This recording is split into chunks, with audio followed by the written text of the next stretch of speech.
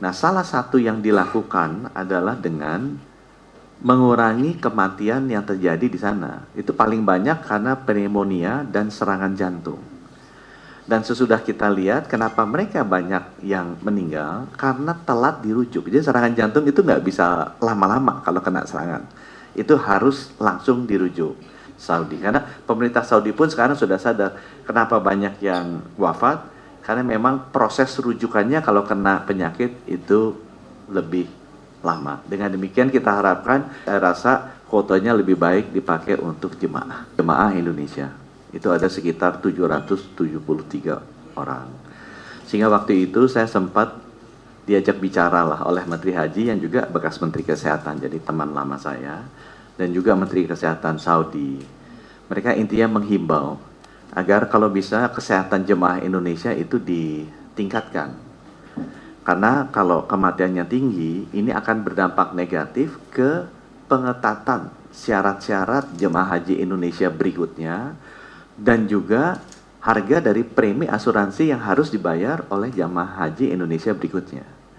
Jadi kalau kita tidak benar-benar menjaga status kesehatan, kesakitan dan kematian masyarakat Indonesia, nanti berdampak negatif ke jemaah haji berikutnya. Nah, alhamdulillah kita melakukan perbaikan-perbaikan dengan Kementerian Agama sehingga di 2024 itu turun drastis dari 773 ke 461. Ya, penurunan ini disebabkan karena ada perubahan cek kesehatannya, prosesnya dilakukan lebih awal, ada pengetatan juga dari cek kesehatannya, dan juga dari proses pendampingannya. Nah, salah satu yang dilakukan adalah dengan mengurangi kematian yang terjadi di sana. Itu paling banyak karena pneumonia dan serangan jantung. Dan sesudah kita lihat kenapa mereka banyak yang meninggal, karena telat dirujuk. Jadi serangan jantung itu nggak bisa lama-lama kalau kena serangan. Itu harus langsung dirujuk. Karena kita melakukannya beberapa kali rujukan dari tempat kejadian ke Klinik Kesehatan Indonesia, baru kemudian kita mencari rumah sakitnya, dirujuk ke rumah sakit sudah telat. Jadi sempat bicara di tahun 2024 dengan Menteri Hajinya, akhirnya Indonesia diberikan seperti alokasi khusus lah di masjid di dalam Masjidil Haram. Itu ada masjid besar tuh di dalam Masjidil Haram, dilengkapi dengan alat-alat modern dan juga ada yang bisa berbahasa Indonesia. Waktu itu kami minta ke beliau. Akibatnya apa? Akibatnya yang terjadi adalah kematiannya menurun dan juga layanan kesehatannya bisa langsung dilakukan di rumah sakit milik pemerintah Saudi. Nah, perbaikan itu yang kita adjust di tahun 2025 ini. Jadi dari sisi jumlah tenaga kesehatannya memang dibandingkan 2024 yang berbasis 2023 menurun. Karena jumlah kematiannya tuh menurun hampir setengah, ya. Dan kita juga melihat bahwa sekarang jumlah tenaga yang kita taruh di kantor kesehatan haji Indonesia kan ada 2, itu di Mekah dan Madinah, itu juga bisa menurun. Kenapa? Karena sekarang jemaah haji Indonesia sudah mendapatkan akses yang lebih baik, lebih eksklusif ke rumah sakit Saudi. Sehingga nggak usah ditunda terlampau lama menunggu di kantor kesehatan haji Indonesia yang peralatannya itu kan bukan rumah sakit, sebagai tempat transit saja. Sehingga dengan demikian kita bisa langsung mengirimkan jemaah haji kita masuk rumah sakit kalau mereka perlu ditangani. Sehingga juga ada penurunan dari tenaga kesehatannya di sana karena memang layanannya lebih baik.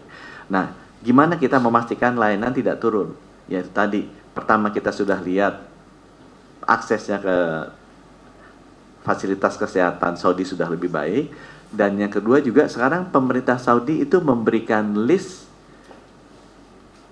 organisasi-organisasi, perusahaan-perusahaan yang harus melayani kesehatan dari seluruh negara.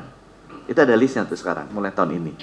Nah, Indonesia kita sudah milih satu grup, itu grup yang dipakai juga oleh India.